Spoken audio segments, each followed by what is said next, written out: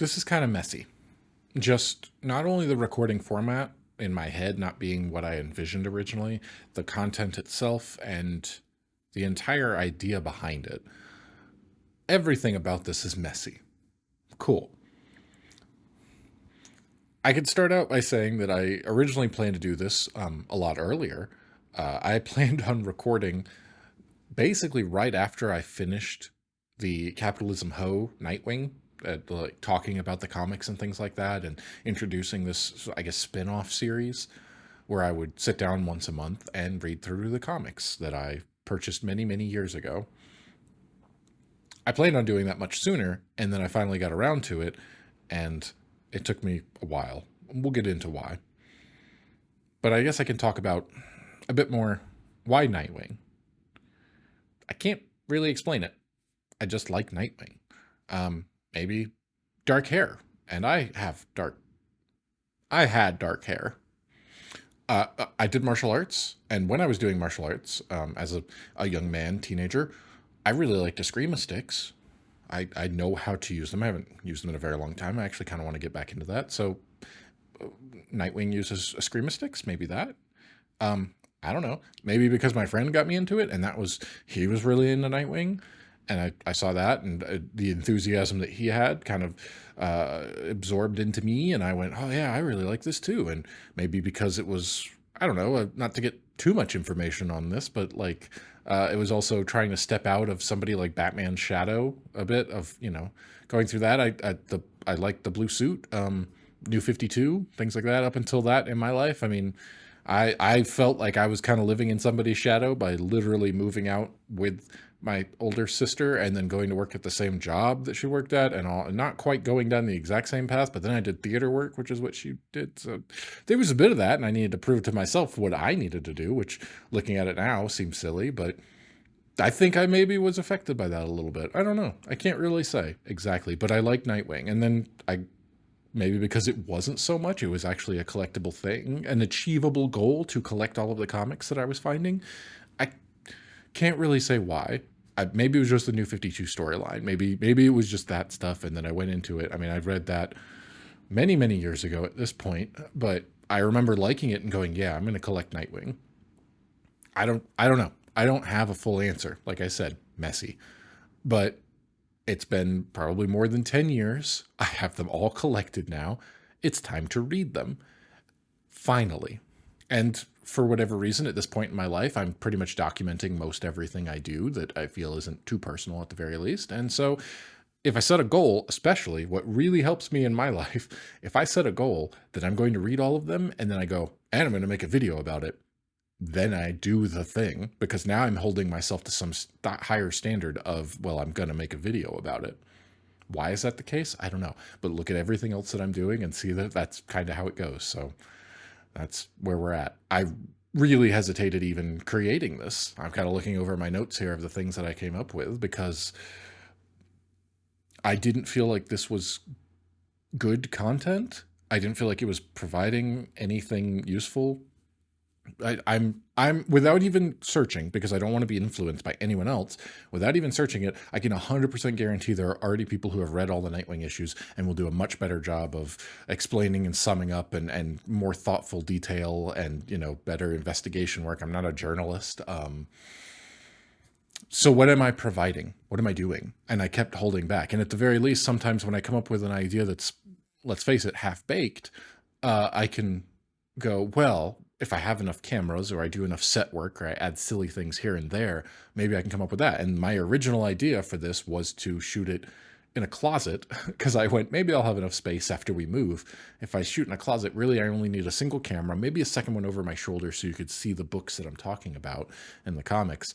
And then I would have like a fancy, like a wingback easy chair kind of situation, and like a smoking jacket because it just looks cool, and play classical music.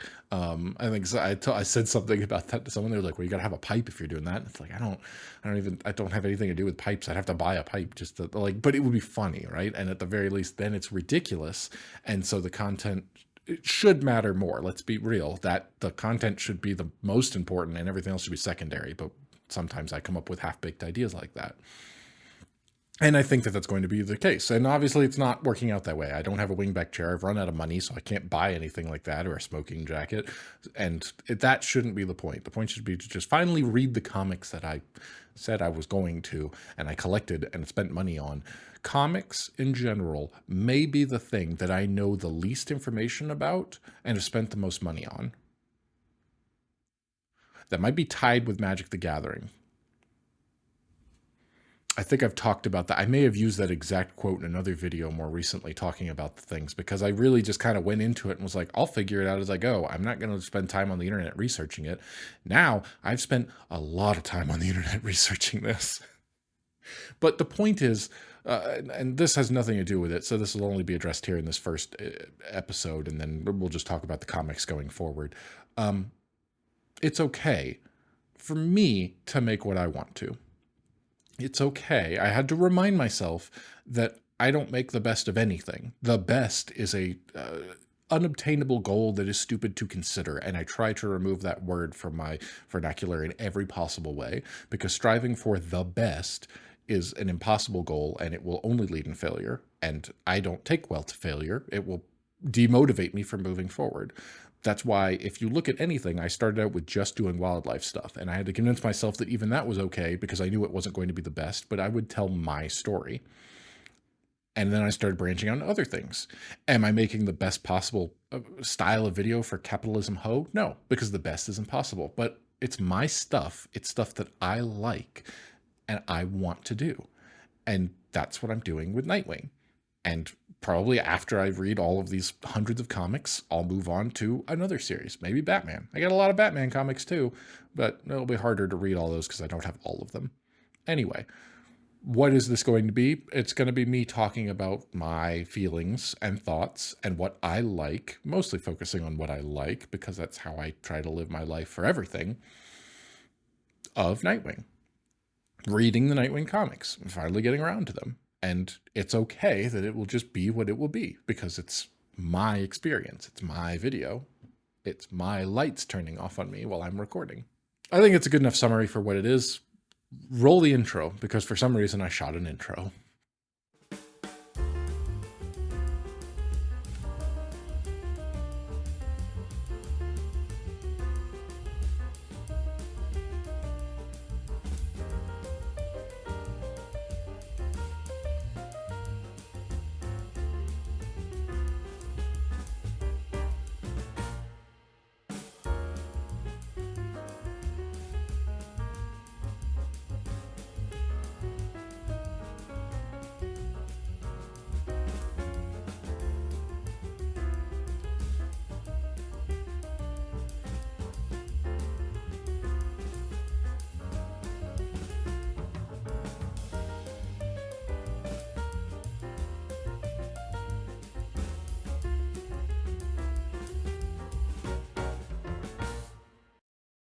So I did some research, because I thought, if I'm going to go into this, why not start at the very beginning? And I looked into it, and I was like, well, if I'm going to start there, what I have physical issues is reading Alfred's Return and the miniseries of number 1 through 4, which I did. But we needed to get to a history up until that point. Nightwing's origin. Dick Grayson was Robin for a long time. Let's see. And then DC did a whole thing. We'll get to it. Superman number 158 in 1963 was his first appearance technically, but was it? I'm not really sure why that's listed. It was just, I guess, the first time that they said the word Nightwing. It was Superman in disguise. I tried to summarize it. The Kryptonian city of Kandor. Jimmy Olsen, his friend, they protect the city as vigilantes, similar to Batman and Robin, but they were Nightwing and Flamebird. And so technically that's the origin. But is it? Really, I should get Tales of the Teen Titans, number 44, from 1984, which my brother gave me, essentially, as part of the Judas contract, which I have here, and I read. But to get that, I also needed to, there's a reason my brother gave me both of them, saying, hey, you should read these. New Teen Titans. Terra Incognito. These are 2 graphic novels that he gave me years ago. And I think I started reading them because I remembered a bit of it, but not all of it. So I don't know if I actually made it all the way through. And I also didn't, I thought he was just giving it to me because he's like, Terra's a really cool character. The storyline's great. Read through this stuff. And then it also turned out that, Nightwing and the Nightwing outfit, which is quite a sight to see. It's quite an outfit he's got there at that point. But in this one, he's Robin. Anyway, this isn't really about it, so I read through both of these and I took some notes, and I'll just real quick talk about the notes. I started out writing notes about the entire thing here, and then I realized I should probably just focus on the parts that are relevant to what we're talking about. So the first note I've got here is Dick Grayson is Robin, part of the Teen Titans. He feels pressure to be as good as Batman. Yep, that's definitely something. I don't remember the page number for that, but he's filling it here. The next one I specifically have is here on this page, where he's talking. He's real moody throughout all this, and not talking to his girlfriend or anyone else really about what's going on. Here on this one, he's very specifically thinking about taking some time off, taking a break, quitting the Titans entirely. Maybe I should quit the Titans. Blast! I wish I knew what to do. Yeah, it's very clearly thinking about that, right? And they even, in this continuity, which is something we'll get into a bit more, another one, Dick moved out entirely when Batman took on Jason Todd. That's interesting. I also, just in reading this in general, right, I don't know basically anything about the Teen Titans, but I find it interesting that, like, every story arc, almost every issue, they start out with like, these are who these characters are, like an introduction every time. And I wonder if that is because they knew people would not read every single issue, or maybe that issue is someone's very first issue that they pick up a comic. So they're like, well, we got to give some basic information, but they seem to do that regularly. Throughout the storyline of what's going on with Terra and some bad guy, there's a whole thing here. Robin splits off and starts doing his own stuff. Where he's investigating this monster, not a bad guy kind of thing, and he's teamed up with somebody else. It's a whole thing here. That guy being Chase, I forget the guy's first name. I thought Batman was obsessed. Yeah, so there's a whole thing there. And there's also this other storyline that's going on with Terra also includes the Terminator, which is Deathstroke, which they call by both names, Deathstroke the Terminator. It's a whole thing. It was kind of confusing for me, but Deathstroke's another character that I really like and have collected some issues. I might read about him much later on. But anyway, here in the Judas Contract is actually something that he steps down from the Titans entirely and quits. Just done. He's had enough. Everything that's going on, it's definitely been building throughout all of these issues, and he's done. So there is the end of Robin as Robin. I'm giving up being Robin. Yep. And it's important to him, and he leaves. He's no longer going to be Robin. And everyone is very shocked about that. And then he just like strips down in front of all the Titans. Not exactly, but he definitely takes off all the suit and explaining specifically the symbol of everything, the Robin symbol, which was an R, why that's important and why he's done. So yeah, looking through, I'm kind of breezing through because again, this isn't specifically related. Really good storyline, really cool stuff here. He gets all ready to go, and then he introduces himself as Nightwing. And it isn't immediately undershadowed by somebody else in a suit. But anyway, there we go. There is his Nightwing outfit, and he's using Nightwing. And he does explain why he chose that name specifically from Superman. Like, they do call to that appearance in here. Anyway, Judas Contract, Terra Incognito. These are fantastic. These were awesome to read. They were by Wolfman and Perez. Wolfman and Perez, and the same thing here. They did a bunch of stuff. I was like, man, this was really good. I'd actually like to read more by these guys. And well, they did more. And so I'll pick it up at some point. Crisis on Infinite Earths specifically, which actually there's a lot of things about that. DC has done several reboots. I got in on a reboot. New 52 was a reboot. Crisis on Infinite Earths was a reboot. And so there's a lot of things where pre-crisis and then post-crisis. We'll get into that here. But continuing on after this, in Tales of the Teen Titans, Dick Grayson is still Nightwing from what I can find. It's kind of sparse information. For some reason, people in the 80s didn't go on the internet and write a blog post every single issue every month. Maybe because the internet didn't. Anyway, issue 59, they just started reprinting issues from the years past, which I do not understand. I found a Reddit thread somewhere where people was referring to them as basically variant covers. Okay, yeah, I guess so. I'm curious about, I wonder if people who were reading comics in the 80s were mad about that they just continued printing new covers to old comics that they may have read before. Maybe it was because it was so far back that the people who were reading them never read them before. It was a weird thing. I'm not exactly sure why they were able to get away with that. And they just went, we'll continue printing these comics of old stories and we'll just slap a new cover on them. But anyway, that was pre-crisis. Post-crisis. There's a whole other story that I started researching with everything that's here. Batman, issue 408 in June of 1987. So a couple years later, this is now post-crisis. Unsurprisingly, I do not have this issue, but I read it online and I kind of summarized it. Joker shoots Robin in the arm, who falls off the edge of a building, but he doesn't far too fall. He's tangled up in the rope of a grappling hook. Batman checks on him and says, literally, hang on. Then Batman deals with Joker. The Joker thinks Robin is dead. Batman says he isn't dead and punches Joker as he tries to escape. Robin did fall a little, but onto a lower ledge on the building where he's passed out and bleeding from the gunshot wound. So Batman carries off the unconscious and bleeding Robin, which is caught by a news helicopter, and they run the story that Robin is dead. Well, Dick Grayson, Robin is still alive, and he's fine. He just got shot in the arm, but he's upset that Batman wants him to stop being Robin. And then Batman goes solo. However, I did read just about this in there.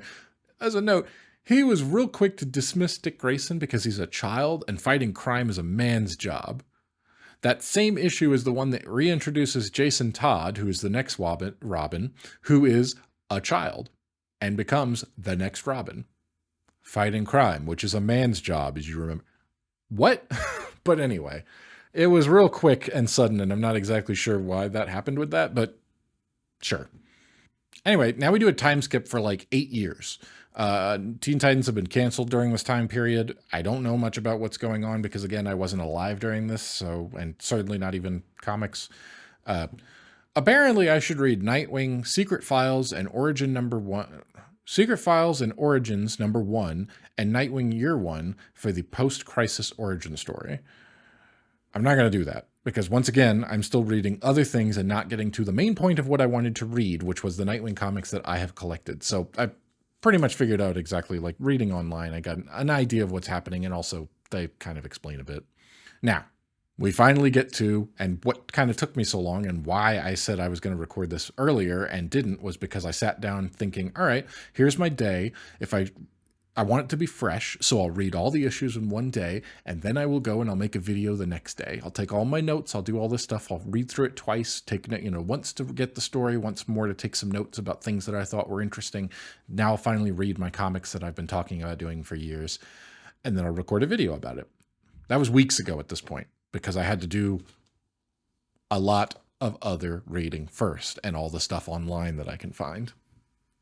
However, we finally get to Alfred's Return number 1, and I'll read directly off Wikipedia for a summary of it. In 1995, this is Nightwing, Alfred's Return, number 1, but it was kind of a one-shot. Grayson travels to England to find Alfred, who resigns from Bruce Wayne's service following the events of Night Saga. Just as a side note, Night Saga are some... I briefly went, all right, click that link, go down this rabbit hole. Night Saga is a couple different arcs that happened that all have night in the title. They are partially some of the events that were depicted in Christopher Nolan's Batman movies, such as Bane breaking Batman's back. So I kind of know a little bit about that. That's cool. I maybe want to read that sometime. Before returning to Gotham City together, they prevent a plot by British terrorists to destroy the undersea channel tunnel in the English Channel. So at some point during my collecting, I picked up Nightwing, Alfred's Return, because it had Nightwing on it. And I went, cool, number 1, Nightwing, definitely, get it, interesting. And I put it in a box and never thought about it again until now when I pulled it out to read it. And as I sat down to start reading it, I looked at it and I pulled it out of the sleeve. Now, just So, for that stuff, I don't actually read these physical ones. These are only coming out for the recording, so there's not reflections and stuff. Otherwise, I kind of keep them up there. I read on a tablet. I got them digitally as well, so that I could read through all of them. And I prefer reading on a tablet, honestly. It's easier. I don't have to worry about bending pages or accidentally damaging something that I have collected, damaging this physical one. And to be perfectly honest, when I am reading a comic, I did read the graphic novels because I don't have those digitally. As soon as I turn a page, instantly, instead of looking over here, I can't help but go, what's over here? And I ruin things for me. It happens every time, and it's really frustrating. So I actually prefer reading on the tablet because it keeps it to just one page. And even some of the apps I had, not with this older ones, but when they started doing more modern comics that they were putting out digitally, releasing them, not just scanned, but actually releasing digital editions, you can just go pane by pane. I was like, well, this is awesome. I really like reading them that way. But anyway, you may have noticed already, if I know anything about Nightwing or this issue, I looked it up and I went, wait a minute. That doesn't say Dick Grayson. This is actually, and I pull it out of the sleeve and I realize this is signed. The one that I bought, picked up for, I don't have any pricing, so I'm guessing a couple bucks at most, just because it was a #1 and I went, yeah, sure, it's got Nightwing on it. I'll read it. That's interesting. It's signed. It's signed by 2 people, actually. There are 2 signatures on here. I had started digging into some research on this to try to figure out who it was, because I went, oh, I can't recognize this at all. This one's easy to tell. It says Dick, and it doesn't say Dick Grayson. It actually says Dick Giordano, maybe, if I'm pronouncing that correctly, which is right on here. He was the penciler and inker. So that's really cool. And then I started looking to try to figure out what this was on here. And that one took a lot more digging, and just going, this person, looking at like a Wikipedia entry for this specific issue, or on the fandom wiki, whatever it is, looking through that stuff and then taking each name on there and going, this person's name, comics signature, and then trying to match their signature up to figure it out. Eventually I would figure it out. They're not actually credited on here, but this is Brian Stelfreeze, an artist from Atlanta, Georgia. So that's pretty cool, because I also am kind of around the metro area of Atlanta, Georgia, but it makes sense. That might be why, as my light turns off, that might be why I found this. I would have been collecting in Atlanta, Georgia. That's where we would go downtown to a Marriott, where they had a comic convention every year, and I would have picked up issues from there. And so it's very possible that that's why, if the guy was from there, he may have been signing things at some point in time where somebody had an issue. It's possible. I do hesitate. I don't know the rules on copyright on showing other people's works. I obviously don't do any. I own this, but I don't own the works or the rights to anything here. So I don't think we'll flip through literally page by page and look at this stuff, but we will kind of jump around a bit, especially where I made notes. The story here being that Alfred quit. He went after an old flame, this lady here who's an actress. Apparently he was back in the day, Alfred Pennyworth was an actor playing Romeo and Juliet with this lady that he's now looking for, Joanna Clark. They were a thing back then, but then she got married. She's also a widow with a kid right now, we find out later. Anyway, immediately swinging into that, you get Nightwing in his outfit, which is interesting. I did not realize Nightwing had such long ponytail, but he does. So we do a little bit of interlude with Nightwing stopping some crime, of course. He's actually traveled to London to track down Alfred. You get advertisements for Blockbuster, so you know it's old. So we get a bit of a flashback as Alfred is here remembering that he was going to marry that woman, but then somebody else stopped the ceremony because she was seeing this other guy behind his back. They interrupted the ceremony, and then a whole thing happens there. Alfred punches the guy. Alfred's kind of cool. After giving him a bit of a chase, Alfred eventually is caught up by Nightwing, and they're there to talk because he thinks it's something bad. Again, Batman's been out of commission, and he left after that because essentially Batman was going to kill himself on the path he was going, so Alfred bails. He goes over there. I thought this was a really cool moment. So they do a little, this is what's happening with Batman and Azrael, who is Jean Paul Valley. I'd like to read that story at some point. But anyway, he goes through this stuff. He chases him all over this stuff. He's been all over the place. I really like this. Nightwing.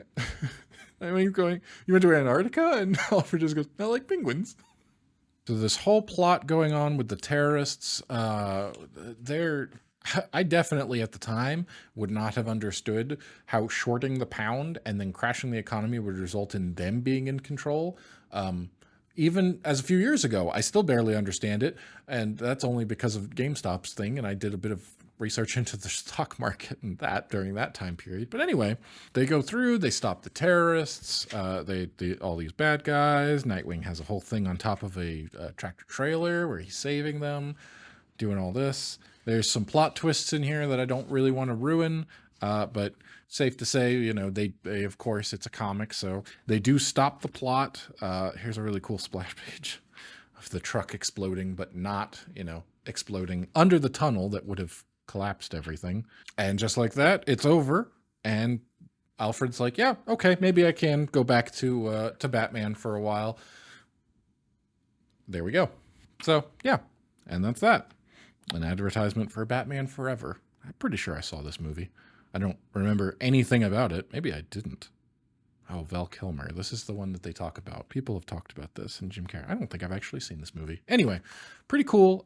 Really cool that I have a signed copy by a couple of the people who worked on this. Just happenstance that I picked it up without even realizing that it was signed at the time. But I'm glad I read it. It was really cool to see, to go back in history and look at all this stuff, and a nice introduction. First one I have before we moved on to Nightwing #1. Here we go. The miniseries. DC was like, let's test the waters and see how Nightwing would do as a character. Apparently the fans really liked him, because then they obviously brought it back for a full run, and it's been going ever since. But in September of 1995, they did this 4-issue miniseries. We start out directly into a fight scene with Nightwing kicking somebody's gun out of their hand and saving this lady. Still cracking jokes, kicking butt, the whole thing. And also, maybe that's just the time, they kind of hit it hard in this issue with, without her glasses, she would be beautiful. They really hit it that the glasses make this woman not attractive. And it's not really something they would say today, I don't think. Anyway, Batman's there watching, of course. He watches over as Nightwing is doing this, but does not step in. And that's why I realized after starting this, I'm not too upset that I didn't go back and read every single issue that had anything to do with Nightwing leading up to it, because, well, they kind of explain it. Look, he was Robin. He's no longer Robin. He was Nightwing.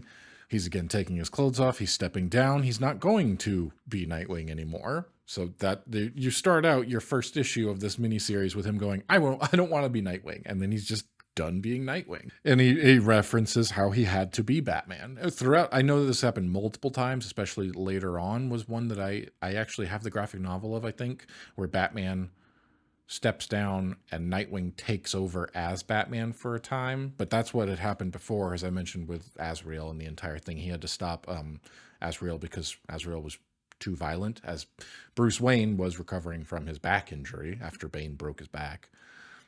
But anyway, he's done being Nightwing. He doesn't want to do it anymore. He hates the whole thing. We get an ad for some Sega games. He strips down and gives Batman the suit. And he goes, what should I do with it? Put it in a trophy case, give it to the Salvation Army, burn it. I don't think he doesn't want to be Nightwing anymore. They've made that very clear. Then he goes to visit the pretty lady without the glasses. There's a whole bit here that made me laugh about him talking about he wanted to eat breakfast, but he could make a pizza, a cornflake pizza. Alfred's in his apartment that he apparently never uses and asks him if he has a cornflake pizza, but no, he has pancakes. So Alfred's taking care of him and cleaning up the place and stuff. Anyway, he also, to continue the plot a bit, gives him a letter from Pickles the Clown. Which still cracks me up anytime I read Pickles the Clown. But it has to do with his parents. The whole thing with the Flying Graysons and his parents getting killed. That's, a thing. Move on a bit. We jump over to a different country. The second plot that's going on here, introducing the bad guy of the series. They're talking about the American, somebody that they hired, who I look at this and there's a whole thing here where he's a trained killer and just takes out one of his cronies, the henchmen, like it's nothing, but the suit, the hair, all of that, he introduces himself He asks if you're the big cheese. They ham it on here as the American. I can only think he's a trained killer Saul Goodman from Breaking Bad with like the whole suit and everything, how loud it is. Anyway, they've hired the American to take care of Grayson because Grayson is doing some poking around into his parents' death. But then we jump back, the coffee with Miggy Wilson. No, Miggy Webster? We jump back to the pretty girl without the glasses, Miggy Webster, and, well, Dick gets a bit more than the coffee with a kiss, and it ends with a to be continued, and the American is suddenly there and watching them. Oh, this is interesting. There's a whole, I guess, an interview here. That's cool. The digital edition definitely didn't have any of this. I should probably read through this at some point. That's neat.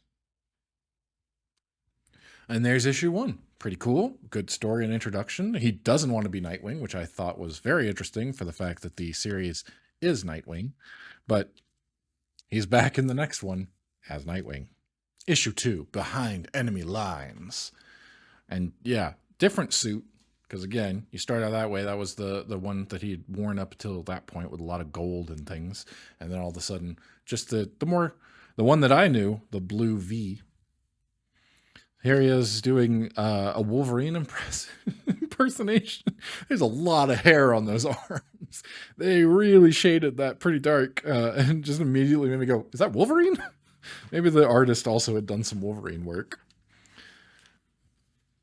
But anyway, we've got that. The American, they do a little bump into. You get a bit more of what's going on with that. And there's a part here at the end. He's talking about how he's going to take him down. He's not going to use his death touch that he did to kill that henchman in the previous episode. He's going to blade his butt.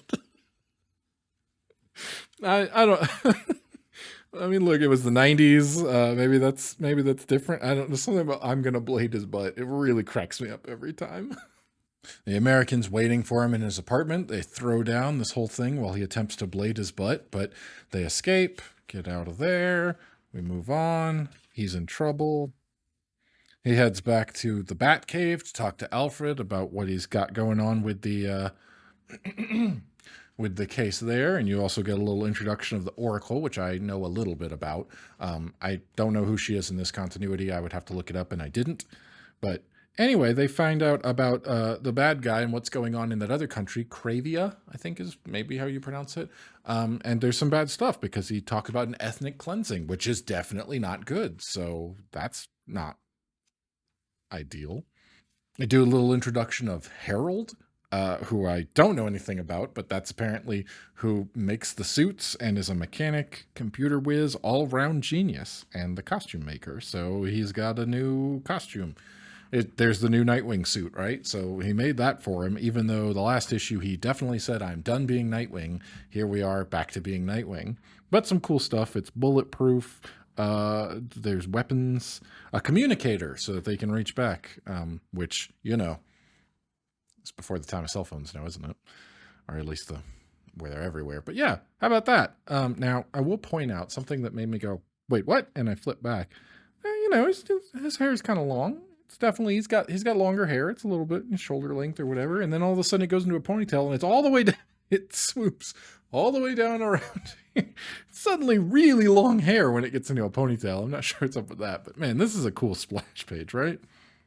Look at that. With the bat, he's in the suit and everything. Pretty cool stuff. So he's off, he practices a bit, has to get used to the new suit, and then he's suddenly off to a sleazeball of a pilot who will take him to Cravia in the dead of night with no questions asked. To which he has to parachute in, which makes sense to the cover art where he's in the parachute, right? So he's parachuting into there. One of his new little toys that's built into his mask is night lenses that make it 5,000 times as bright so he can almost see in the dark, basically. So that's kind of cool.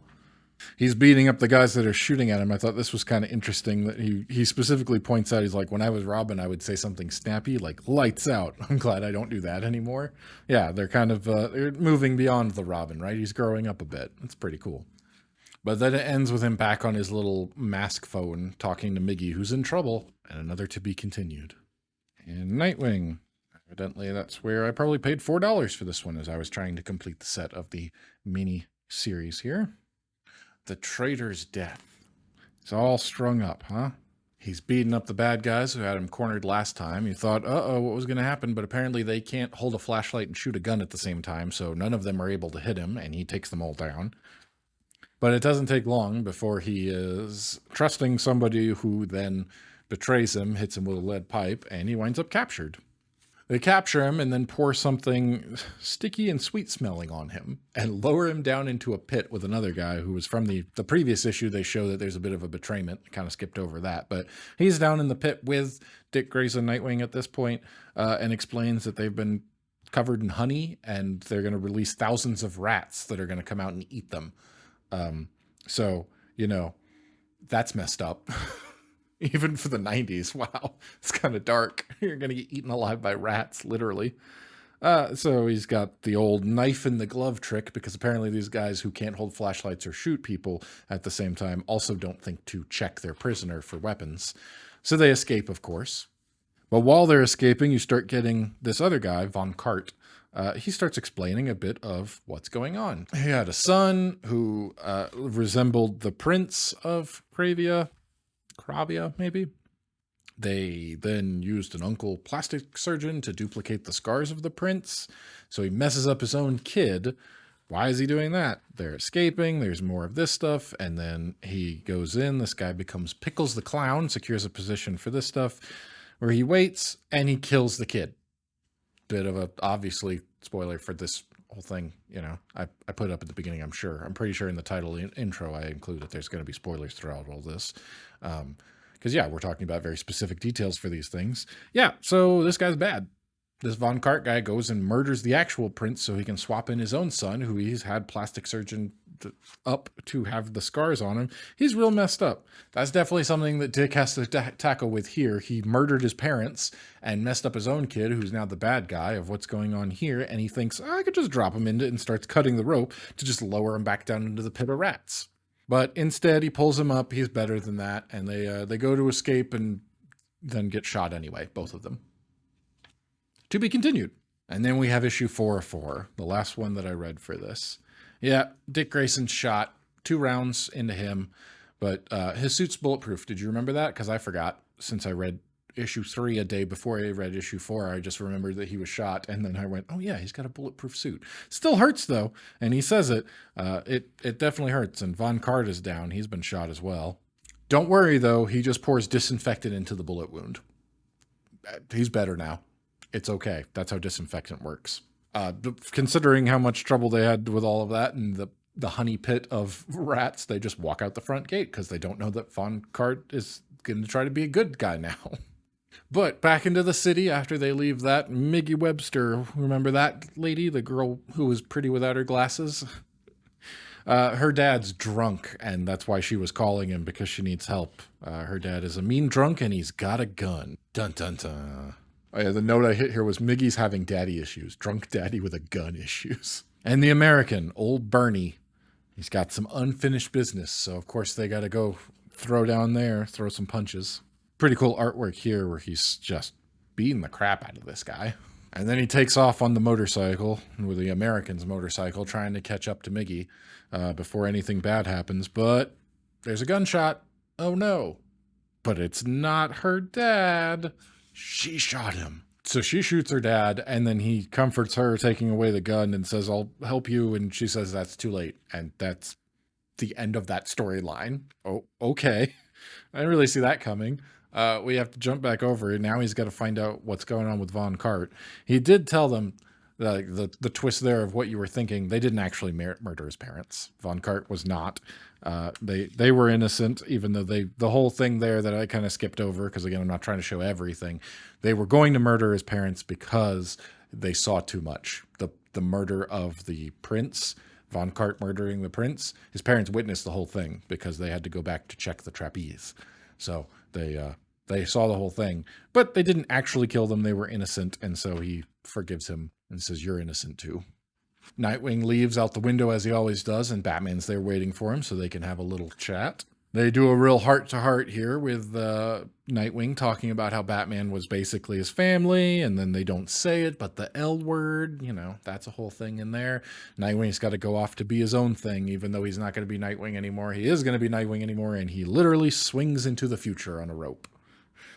And that's the miniseries. So yeah, really cool. I really enjoyed reading through this stuff. I don't know how I could be nostalgic for a time that I literally didn't live through. I guess the 90s. I was 4 in 95, but I didn't I didn't do any of that. I did read comics later on, but this older style of comic art before they made the switch to a more modern and glossy printing of this stuff. But the way that they drew all the art was really interesting. I really find it interesting that so many people were able to draw in the same style, because it's not like there was only one dude who was doing all the drawing of comics and then the inking and things, but yet so many of the comics throughout that time period look very similar to me, and I'm very surprised by that. But yeah, really cool. I'm glad I read through this stuff. It's a neat little introduction storyline, and next time we'll actually get into the full swing of things with some stuff. I will also mention, just in general for Nightwing and things that I really enjoy, I also at this current time period have started playing Gotham Knights with my significant other, because it came to Game Pass, and she looked at it, she's like, oh, it's really cool. It's like the Batman Arkham games that I plan to buy, or I plan to play. I always meant to play them. As a matter of fact, I started going through my old video games. I finally got a display shelf, and I was putting my old video games up. So Xbox 360 games, and I found the Batman Arkham games that I was like, oh, I must have bought this at a GameStop or used or something like that, and always planned to play it, and then never got around to it. So I haven't actually played any of those. Most of the Batman stuff that I know comes from the comics that I read and the movies. So not a whole lot there, but then Gotham Knights came out, and she was interested in playing that, and especially it's multiplayer, and you can play as multiple people in that, and one of the ones she could play as Batgirl, and I went, well, obviously I'm going to play as Nightwing, and then I get to beat up guys. I'm really enjoying that. Just getting to run around. Playing a game with her already is cool, but playing a game as Nightwing where I get to run around and just beat guys up with sticks, it's great. So I was like, that's kind of interesting timing. I'm glad that I'm able to do that as I'm starting to go down this journey of reading Nightwing comics. Well, there we go. That's what I read. I had to go a lot more into it with reading comics online, getting through the whole backstory, reading these. These are awesome, by the way. Like, oh man, I cannot wait to read more of Marvin Wolfman. But before we get into that, we definitely will be going through all of this stuff here. These were by Dennis O'Neil, Greg Land, and Mike Sellers. This 4-issue series here, and then I've heard some really good things about where they pick up in, essentially this is volume 1, so volume 2 is the next run that's like 150 issues, and that'll be the only name I know of that is the writer, I guess. I think usually they go writer first, and I think it's Chuck Dixon, so I'm really interested to get to that and see about that. I've heard about Bloodhaven, and I know that that's the first storyline that we're going into. Yeah, there we go. Here was our first, probably much longer. I'm looking at how long I've been recording. Probably much longer issue episode than what it will be. But once a month, I plan on sitting down and reading a story arc or two, taking any notes, looking at some cool stuff, the artwork and things, much like we just did here, and talking about it while I record. There we go. I have finally started this journey. It's October of 2023, and I probably picked up most of these issues in, I don't know, 2013 to 2015, that range, maybe 2012. I think I've looked through at some point when I talked about comics and when I started collecting issues, but I finally have read some Nightwing that wasn't New 52. I finally sat down and started reading the series.